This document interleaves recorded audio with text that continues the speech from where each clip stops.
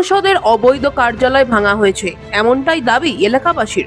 দক্ষিণ চব্বিশ পরগনার আমতলায় শনিবার সকালে সাংসদ অভিষেক বন্দ্যোপাধ্যায়ের দীর্ঘদিন বন্ধ থাকা কার্যালয় ঘিরে কড়া নিরাপত্তা ব্যবস্থা করে প্রশাসন। ডায়মন্ড হারবারের পুলিশ, জেলার বিশাল পুলিশ বাহিনী মোতায়েন করা হয় এলাকায়।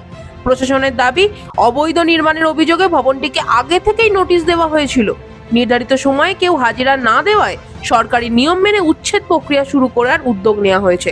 এমপি অফিস মানে অবৈধ এমপি অফিস, অবৈধ এমপির অবৈধ এমপি অফিস।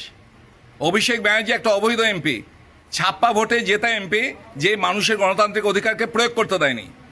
ও এখানটায় এই রাতারাতি একটা বেকারিকে পুড়িয়ে, সেই বেকারিটাকে পুড়িয়ে ওই 4 তলা অবৈধ বিল্ডিংটা করে, যার কোনো পারমিশন ছিল না।